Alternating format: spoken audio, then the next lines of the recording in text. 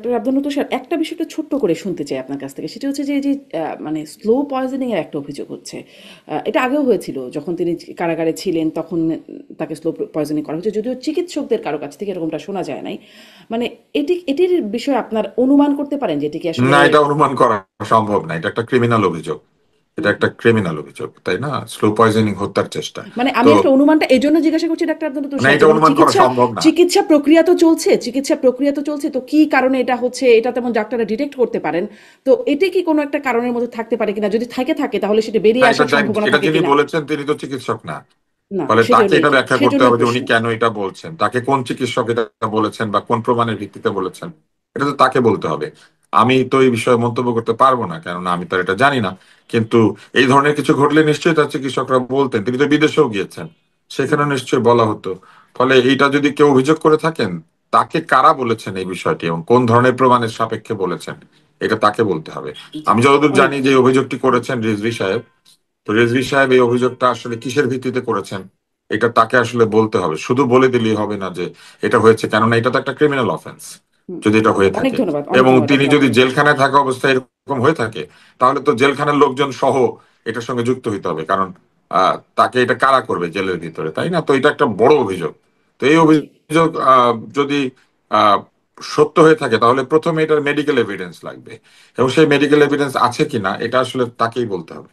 জি, doctor Abdul sir, অনেক ধন্যবাদ। এই জন্যই আসলে এই মেডিকেল এভিডেন্স এই কথাটুকু বুঝবার জন্যই প্রশ্নটা করছিলাম যে যেহেতু চিকিৎসাধীন আছেন, এভিডেন্স তো কিছুটা বের হয়ে আসবার কথা কিনা নাকি না, সেটাই একটু বোঝার চেষ্টা করছিলাম আমি। না, না, ডক্টর জিনিসটা এত আব্দুল্লাহ সহজ মামুন। না শারমিন। জি, এইভাবে প্রশ্ন করলে আসলে হয় না। এইটা অনেক বিরাট ব্যাপার।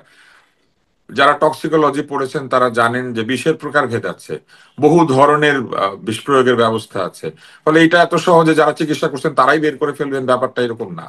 এটা যদি আচ্ছা, কেউ অভিযোগ মানে করেন ডিটেক্ট তাহলে করা তার নাও কাছে যেতে পারে, প্রমাণ এটি থাকতে এটি হবে। বিষয়টা এমন যে চিকিৎসা না, না, প্রক্রিয়া এটা ডিটেক্ট তাহলে নাও খুঁজতে হতে হবে পারে। যে নিয়ে এটা অভিযোগ করেছেন তাকে বলতে হবে কার কাছ থেকে শুনেছেন, কি ধরনের প্রয়োগ করা হয়েছে বলে তিনি জানেন, এবং কারা করেছে বলে তিনি জানেন, কখন করা হয়েছে বলে তিনি জানেন। না, তাহলে তিনি সেটা তো পরীক্ষা বলছেন করলে না। পাওয়া যাবে। তিনি তো বলছেন না, কিন্তু তিনি তো বলছেন না, কিন্তু তিনি যেহেতু একটা অভিযোগ করে তুলেছেন, মানে রেখেছেন, এবং অভিযোগটা অভিযোগ খুবই কি তিনি সিরিয়াস অভিযোগ। বলছেন না? অভিযোগ এই জন্যই অভিযোগটাকে আমি, একটা বলে না। হ্যাঁ হ্যাঁ বলছেন, কিন্তু তিনি তো এটি বলছেন না যে আসলেই করা হয়েছে কিনা, কিভাবে করা হয়েছে, কারা করেছেন। এই জন্যই আসলে মানে মেডিকেল এভিডেন্স যে শব্দটা ব্যবহার, সেটিতে বের হয়ে আসার কথা কিনা, নাকি আসলে এমনও হয় যে আসলে বের হওয়া সম্ভব না। এই প্রশ্নটা আসলে এরকমই, যে আমি খুব আপনাকে স্পষ্ট উত্তর আবারও বললাম সম্ভবত যে সম্ভব না, খুব টক্সিকোলজিতে স্পষ্ট বিভিন্ন উত্তর ধরনের সম্ভব বিষ না। আছে। কিছু জি। বিষ একভাবে বের হবে, কিছু বিষ আরেক ভাবে বের হবে। কাউকে যদি হুম হুম পয়জনিং করা হয়, তাহলে সব পয়জন তো একই পয়জন না। তাহলে বলতে হবে তো তাকে কি কি ধরনের বিষ প্রয়োগ করা হয়েছে বা কে হুম করেছে। তো হুম খুঁজতে হুম হবে তো, তাই না? আগে তো জি এটা জানতে হবে। সাপ জি কামড় দিলে আপনি তো জানেন নিশ্চয়ই যে সাপটাকে ধরে আনতে হয়। সাপ কি সাপ তাহলে বোঝা যায়। অথবা হুম দাঁতের গঠন দেখে বের করতে হয় যে কোন সাপ কামড় দিয়েছে। জি সাপটাকে জি। পাওয়া গেলে সবচেয়ে ভালো। তো সেই ডক্টর রকম। আব্দুল স্যার, হ্যাঁ, অনেক সব সাপ ধন্যবাদ। কামড় দিলে তো একই বিষ হুম, না। সাপের বিষ জি নিউরোটক্সিক হয়, হিমোটক্সিক হয়। জি ঠিক আছে। জি জি। অনেক ধন্যবাদ। চিকিৎসকদের কাছ থেকে কোনো বক্তব্য এই বিষয়ে আমরা পাচ্ছি না। ডক্টর আব্দুল আল মামুন, আপনার কাছ থেকেও আপনি যদি এই বিষয়ে একটু বলেন, সেটি আমরা শুনতে আগ্রহী হব। এবং আসলে প্রশ্নটা একটু অসুন্দর প্রশ্ন হতে পারে, তারপরেও আসলে এই সময় জিজ্ঞাসা করি যে আমরা কথা বলছিলাম অনুষ্ঠানটা শুরু হওয়ার আগে, একটা ক্লাইম্যাক্স পরিস্থিতি চলছে রাজনীতিতে বা দেশে। এই পরিস্থিতিতে বেগম জিয়া যদিও খুব ফিজিক্যালি সক্রিয় নন রাজনীতিতে, তারপরেও তাকে দেখা যায়, তার ব্যাপারে শোনা যায়। এটিও একটা মানে স্বস্তির ব্যাপার নিশ্চয়ই রাজনীতিতে। কিন্তু তিনি যদি, তার বয়স হয়েছে, নানান বাস্তবতা, ডক্টর আব্দুল তুষারও বলছিলেন যে এই সময় রিকভারি আসলে অত সহজ হয়ে ওঠে না।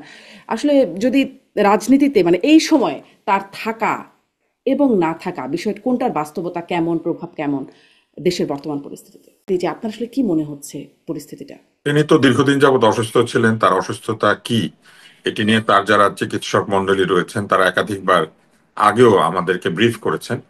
এবং তার অসুখের গতি প্রকৃতি কি হবে এটাও কিন্তু তারা এক ধরনের আমাদেরকে জানিয়েছিলেন। তিনি এরই মধ্যে একবার লন্ডনেও গিয়েছিলেন, সেখানে চিকিৎসা হয়েছে।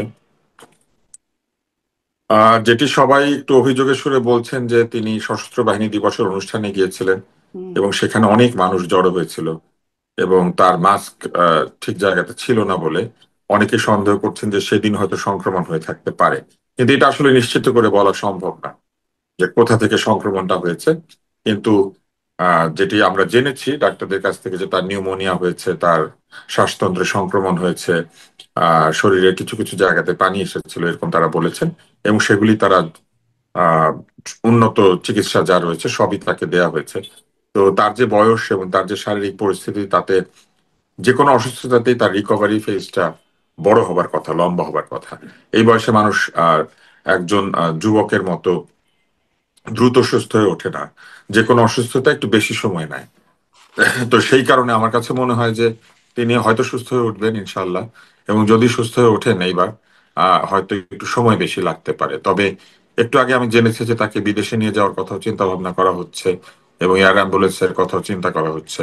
তো যারা তার তদারক করছেন তারা এই ব্যাপারে সিদ্ধান্ত নেবেন। তবে এই ধরনের রোগীর ক্ষেত্রে সিদ্ধান্ত গ্রহণ খুব দ্রুত হতে হয়, কোনোভাবেই দেরি করার কোনো সুযোগ থাকে না। এবং প্রতিটি সিদ্ধান্ত আহ, অত্যন্ত নিখুঁত এবং আহ, মানে একেবারেই সঠিক হতে হয়।